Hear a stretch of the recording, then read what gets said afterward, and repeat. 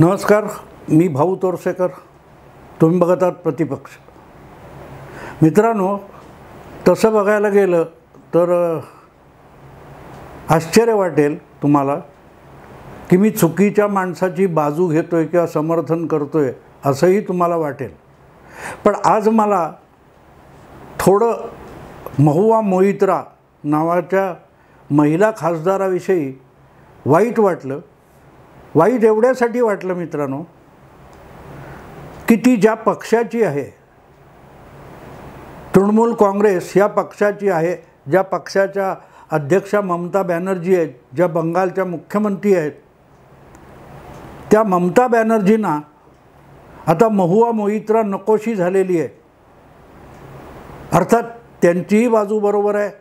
राजकारणात टिकायचं असेल तर फुकटची बदनामी कुठच्याही नेत्याला नको असते आणि त्यामुळेच त्या नेत्याच्या पुढे पुढे करताना आपणच अधिक निष्ठावान कसे आहोत हे दाखवण्याचं नाटक करणारे जे असतात, अशा उतावळ्यांची अवस्था नेहमी महुआ मोइत्रासारखीच होत असते, नेहमी असते. याचं कारण असं असतं की जरी किती मोठ्या नेत्याच्या समर्थनासाठी तुम्ही उभे राहिला असाल आणि त्या नेत्याने तुमच्यावर कितीही उपकार केलेले असले तरी त्याचं चुकीचं समर्थन तुम्ही करायचं नसतं. निदान आपल्या अब्रूचे धिंडवडे निघू नयेत याची तरी काळजी घ्यायची असते. अन्यथा ज्यावेळेला तुमचा उपयोग नसतो पण तुम्ही बोजा बनता, तेव्हा असा नेता किंवा मोठा माणूस तुम्हाला खड्यासारखा बाजूला करत असतो. हे कायम लक्षात ठेवायचं, कारण राजकारण हा सुद्धा एक व्यवहार आहे, बिझनेस आहे. त्यामध्ये लाभदायक असेल त्याच गोष्टी लोक जवळ बाळगतात आणि ज्याचा उपयोग झाला नाही त्याला खड्यासारखं बाजूला करतात. मित्रांनो, खड्यासारखं बाजूला करतात. महाराष्ट्रात तुम्ही शरद पवारांकडे बघू शकता. 2019च्या लोकसभा निवडणुका आणि विधानसभा निवडणुका या कालखंडात राज ठाकरे यांचा किती चतुराईने शरद पवारांनी उपयोग करून घेतला आणि जेव्हा तो उपयोग संपला तेव्हा एकही अपशब्द न बोलता सुद्धा दुर्लक्ष करून राज ठाकरे यांना खड्यासारखं बाजूला केलं होतं. हे मी मुद्दाम आठवण का करून देतोय की 2019च्या लोकसभेला मनसेने एकही उमेदवार उभा केला नव्हता, तरी राज ठाकरेंनी महाराष्ट्रातल्या सगळ्यात मोठ्या अशा 10 सभा घेतल्या. मोदींच्या सभा वगैरे सोडून द्या, पण महाराष्ट्रातल्या कुठल्याही नेत्याला जितकं अगत्याने ऐकलं जाईल असा राज ठाकरे हा नेता होता. आणि त्यांचा मोदी विरोधातल्या किंवा भाजप विरोधातल्या प्रचारासाठी मोदींनी अतिशय अलगद आणि साळसूदपणे वापर करून घेतला. आणि जेव्हा विधानसभेची निवडणूक आली तेव्हा मात्र त्या राज ठाकरेंना काँग्रेस आणि राष्ट्रवादीच्या आघाडीत शरद पवार सामावून घेतील अशी अपेक्षा होती. पण त्याविषयी चर्चाही होऊ न देता शरद पवारांनी अलगद, ज्याला हिंदीत कन्नी काढ गए म्हणतात, तसं शरद पवारांनी राज ठाकरे यांच्याकडे संपूर्ण पाठ फिरवली. शेवटी आपल्या काही उत्साही कार्यकर्त्यांना आणि नेत्यांना राज ठाकरेंनी स्वबळावर निवडणुकीला उभं केलं होतं. आणि लक्षात ठेवा, कोथरूड पुण्याला तुमच्या चंद्रकांतदादा पाटील यांच्या विरोधात काँग्रेस आणि राष्ट्रवादीने सुद्धा मनसेच्या उमेदवाराला पाठिंबा दिला होता. पण एकदा त्या निवडणुका संपल्या त्यानंतर वळून सुद्धा शरद पवारांनी राज ठाकरेंकडे बघितलं नाही.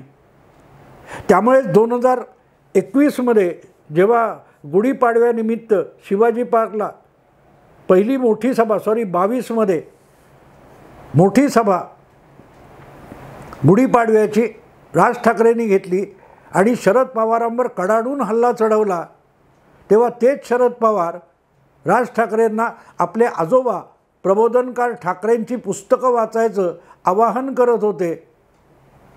आठवतं ना तुम्हाला?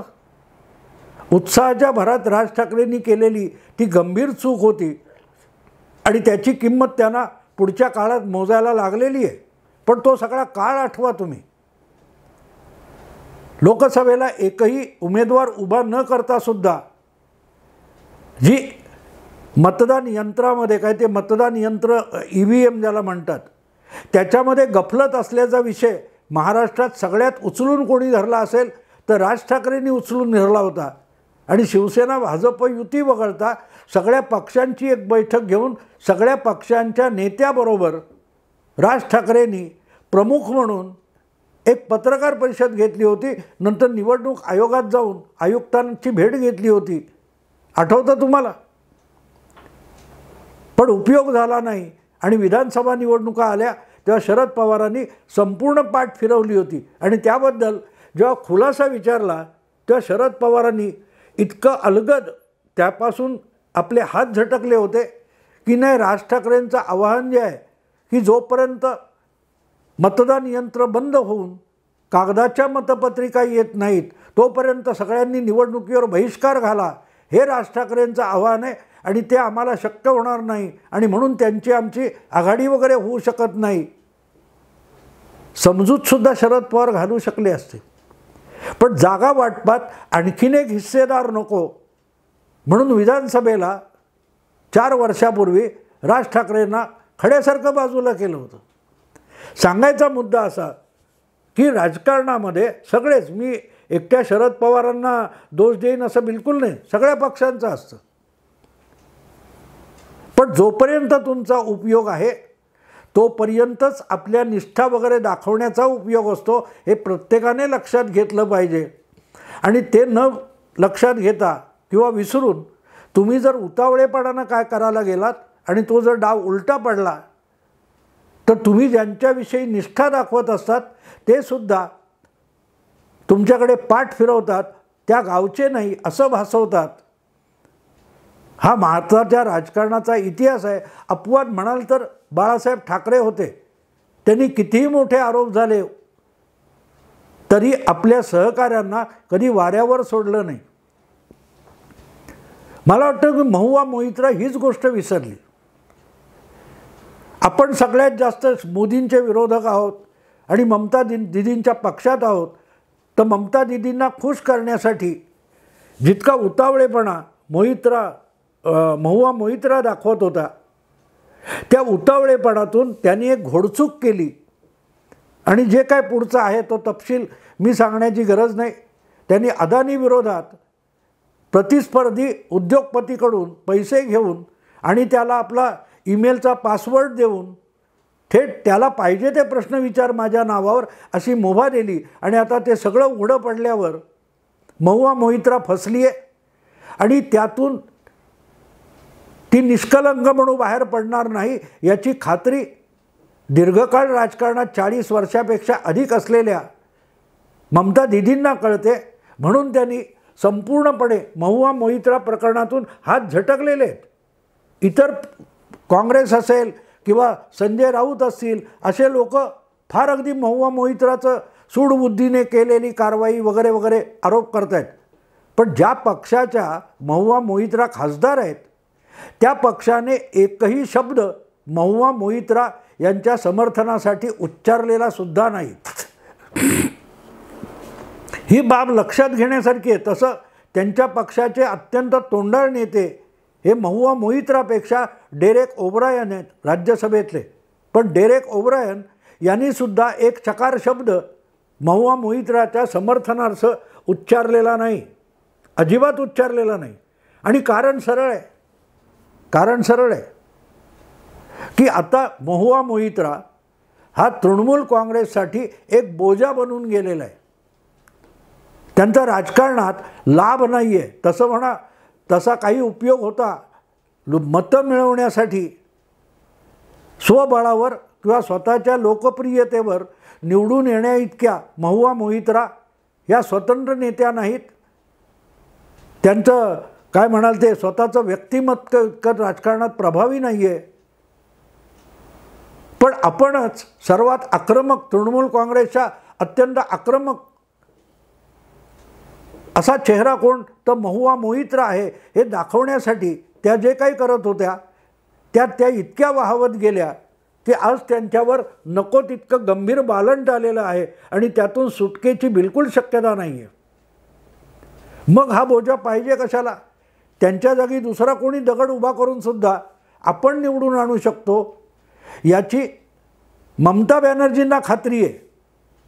थोडक्यात मुद्दा असा आहे की महुआ मोहित्रांनी अदानी प्रकरणामध्ये जितका उतावळेपणा दाखवला त्याचा काँग्रेससाठी किंवा राहुल गांधींच्या आरोपासाठी फायदा असला तरी तृणमूल काँग्रेससाठी फायदा नव्हता. तृणमूल काँग्रेस ही मोदींच्या विरोधात असेल आणि मोदी ज्या अदानीच्या पाठीशी उभे राहतात असा आरोप आहे, त्या मोदींच्या विरोधात पण असेल. पण तरी अदानी हा इतका प्रतिष्ठेचा विषय महुआ मोहित्रांनी करण्याची गरज नव्हती. ती राहुल गांधींची भूमिका होती आणि राहुल गांधींचं नेतृत्व ममता बॅनर्जी मानत नाहीत, तर इतका उतावळेपणा महुआ मोहित्राने दाखवण्याचं काही कारण नव्हतं. कारण अदानी विरुद्धची मोहीम जी राहुल गांधींची आहे ती ममता बॅनर्जींची नव्हती. ममता बॅनर्जींचा उदयसुद्धा राजकारणातला मोठा प्रभावी उदय जो आहे तो 2011 नंतरचा आहे, जेव्हा त्यांनी टाटा मोटर्सच्या विरुद्ध सिंगूर आणि नंदीग्राममध्ये आंदोलन केलं होतं. पण त्यामुळे गुंतवणूक येत नाही आणि गुंतवणूक नाही आली तर बेरोजगारी वाढते आणि आपल्याला रोजगार निर्माण करायचे आहेत हे माहिती असल्यामुळेच ममता बॅनर्जी सहसा कुठल्याही उद्योगपतीला आजकाल दुखवायला तयार नसतात. अशा वेळेला राहुल गांधी भले अदानींच्या मागे आणि विरोधात गेले असतील तरी त्याचा इतका बाऊ त्यांच्या पक्षाच्या खासदार असलेल्या महुआ मोहित्रांनी करायला नको होत्या. पण गंमत अशी झाली की जितका आक्रमकपणा त्यांनी दाखवला त्याचा फायदा अदानींच्या विरोधात स्पर्धा करणाऱ्या दुसऱ्या उद्योगपतीने वापर करून घेतला.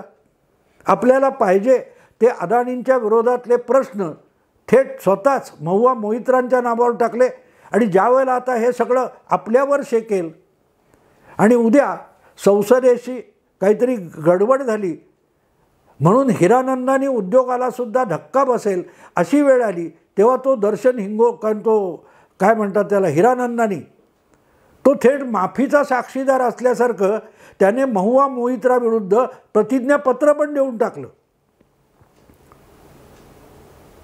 म्हणजे ज्याच्यासाठी सगळा किल्ला लोकसभेमध्ये महुआ मोहित्रांनी लढवला होता तोच एक प्रकारे माफीचा साक्षीदार झाला आणि त्याने सगळं खापर हे महुआ मोहित्राच्या डोक्यावर फोडलेलं आहे. इथे लक्षात येतं की महुआ मोहित्रा ह्या दाखवायला राजकारण बोलत असल्या तरी त्या व्यक्तिगत स्वार्थासाठी काही करत होत्या आणि त्यामुळे त्या जर फसल्या असतील तर त्यासाठी तृणमूल काँग्रेसचा बळी जाता कामा नये, ममता बॅनर्जींच्या चेहऱ्याला आणि चरित्राला डाग लागता कामा नये. म्हणून महुआ मोहित्राला खड्यासारखं बाजूला करण्यात आलं आहे असं सांगितलं जातं. खुलेआम बातम्या आलेल्या आहेत की महुआ मोहित्राविषयी तृणमूल काँग्रेस पक्षातल्या कोणीही नेत्याने प्रवक्त्याने एक चकार शब्दसुद्धा बोलायचा नाही. म्हणजे सध्या तरी विरुद्ध बोलायचा नाही किंवा बाजूनेही बोलायचा नाही. पण विरुद्ध बोलायचा नसेल तर समर्थनाला तुमच्या पक्षाच्या खासदाराच्या पक्ष म्हणून उभं राहायला पाहिजे. पण ममता बॅनर्जी उभ्या राहिलेल्या नाहीत आणि त्यांनी सक्त वॉर्निंग आपल्या सगळ्या नेत्या प्रवक्त्यांना दिले की महुआ मोहित्रा आणि ते प्रकरण यापासून साफ दूर राहा. याचा अर्थ मित्रांनो सरळ आहे की उद्या जेव्हा संसदीय समितीतर्फे हक्कभंगाची किंवा संसदेतला गुन्हा म्हणून याची नोंद होऊन कारवाई सुरू होईल त्या क्षणी तृणमूल काँग्रेसमधून महुआ मोहित्रा यांची हकलपट्टी होणार आहे. अर्थात राहुल गांधी त्यांच्या समर्थनाला उभे राहतील. कारण राहुल गांधींसाठी किंवा राहुल गांधींची जी काय एकूण अदानी विरुद्ध मोदी विरुद्ध भूमिका आहे त्यासाठी तुमच्या महुआ मोहित्राने स्वतःचा बळी दिलेला आहे. त्यामुळे उद्या काँग्रेसमध्ये त्यांना तात्काळ स्थान मिळालं तर हरकत नाही, पण ते स्थान मिळूनसुद्धा उपयोग नाही. कारण बंगालमध्ये काँग्रेसच्या नावावर महुआ मोहित्रा परत निवडून येण्याची बिलकुल शक्यता नाही. काँग्रेस आपला तृणमूल काँग्रेस आणि भाजप यामध्ये बंगालचं सगळं राजकारण आणि सगळा मतदार इतका विभागला गेलेला आहे की डावी आघाडी आणि काँग्रेस पक्ष यांना बंगालच्या राजकारणात 4-5% अधिक स्थान राहिलेलं नाही. दुर्दैव कसं असतं बघा मित्रांनो, हे उतावळे लोक असतात. आपल्या निष्ठा दाखवायला आणि आपल्या आक्रमकतेचं प्रदर्शन करायला त्यांची अशीच दुरावस्था होत असते, अशीच दुरावस्था होते. त्याला पर्याय नसतो. पण ज्या वेळेला टाळ्या वाजत असतात तेव्हा ह्याचं भान राहत नाही की आपण कुठल्या मर्यादा ओलांडतोय, आपण कुठली लक्ष्मण रेषा ओलांडतोय. आणि हे फक्त महुआ मोहित्राच्या बाबतीत आहे असं बिलकुल नाही. वेगवेगळ्या पक्षामध्ये अगदी भाजपपासून काँग्रेसपर्यंत आणि शिवसेनेपासून तृणमूल काँग्रेसपर्यंत अनेक लोक असे तुम्हाला दिसतील की ते आपल्या नेत्याला खुश करण्यासाठी उतावळेपणा करतात, लक्ष्मण रेषा ओलांडतात. पण ज्या वेळेला सगळं बालंट उलटं अंगावर येतं तेव्हा तोच नेता ज्याच्या निष्ठेसाठी हे केलं असा त्या संबंधित दुय्यम नेत्याला वाटत असतं, खासदार आमदाराला वाटत असतं. सगळ्यात पहिला बळी त्याचा जात असतो. महाराष्ट्रात छगन भुजबळांपासून अनेकांनी त्याचा अनुभव घेतलेला आहे, अनेकांनी अनुभव घेतलेला आहे. पण माणसं पुढची त्यामुळे शहाणी होतात का? बिलकुल होत नाही. आत्तासुद्धा तुम्ही बघाल की ज्या दिवशी शिंदे वगैरे मंडळी ही सुरतला निघून गेली होती आणि पुढे गुवाहाटीला गेली, त्यानंतर ज्यांनी शिंदे आणि त्यांच्याबरोबर गेलेल्या आमदारांना गद्दार गद्दार गद्दार म्हणून निदर्शनं वगैरे केली होती, त्यातल्या अनेकांना नाक मुठीत धरून त्याच शिंदे गटामध्ये सहभागी व्हावं लागलं. कारण अखेरीस शिंदे गटालाच शिवसेना म्हणून अधिकृत मान्यता निवडणूक आयोगाकडून मिळाली. त्यामुळे उतावळेपणा करायचा नसतो. परिस्थिती जेव्हा अनिश्चित असते तेव्हा चाचपडून बघायचं असतं की आपला उतावळेपणा आपल्यावर उलटणार नाही ना. आज महुआ मोहित्रांची त्यांच्याच पक्षामध्ये इतकी अवस्था आहे की आता आपल्या बचावासाठी आपण एकट्याने लढायचं, इतकी वाईट परिस्थिती त्या महिला खासदारावर आलेली आहे. आणि अगदी क्रिमिनल फौजदारीसुद्धा होऊ शकते. कारण यापूर्वी अशा प्रकारचे आरोप झाल्यानंतर 11 खासदारांना त्यांचं सदस्यत्व सभागृहाकडून रद्द करण्यात आलेलं आहे, संसदेकडून. महुआ मोहित्रा या त्याला अपवाद ठरण्याची बिलकुल शक्यता नाही. पण मग असा खासदार दुसरा कोण सोबत घेणार आहे? आणि मजेची गोष्ट अशी असते मित्रांनो की एका बाजूला त्यांच्यासारखा आक्रमक चेहरा म्हणून ममता बॅनर्जींनी त्यांचा उपयोग करून घेतला आहे. पण आपलं व्यावसायिक भांडण जे आहे ते भांडण्यासाठी दर्शन हिरानंदानी याच्यासारख्या उद्योगपतीने सुद्धा महुआ मोहित्राचा साळसूतपणे वापर करून घेतलेला आहे. हां, त्यांनी काही लाख रुपये दिले असतील, करोड रुपये दिले असतील, खर्च केला असेल, गिफ्ट दिली असतील, भेटी दिल्या असतील. पण ते पैसे हिरानंदानी सारख्या उद्योगपतीसाठी अगदी चिरकुट रक्कम आहे. समजा 5-10 कोटीचा मामला असेल, पण त्या 5-10 कोटीमध्ये आयुष्यभर मिळवलेली प्रतिष्ठा आणि आपलं संपूर्ण राजकीय करिअर महुआ मोहित्रा बुडवून बसलेली आहे. आणि त्यासाठी इतर कोणाला दोष देण्याची गरज नाही. तुमच्या विरोधातले लोक तुमच्या भानगडी बाहेर काढायला टपलेले असतात. त्यामुळे एक एक पाऊल फुंकर मारूनच टाकावं लागतं. पण एकदा तुमच्या अंगात आवेश संचारला आणि उतावळेपणाची त्यात भर पडली की भान राहत नाही. समोर वाजणाऱ्या टाळ्या आणि मिळणारी प्रसिद्धी तुम्हाला रसातळाला घेऊन जाते. महुआ मोहित्रा यांचं तेच झालेलं आहे. ममता दिदींना आता ह्या असला बोजा नकोसा झालेला आहे. कधी पक्षातून काढून टाकतात याची आपण प्रतीक्षा करूया. मी आता इथेच थांबतो. आवडलं लाईक करा, शेअर करा, सबस्क्राईब करा. नमस्कार.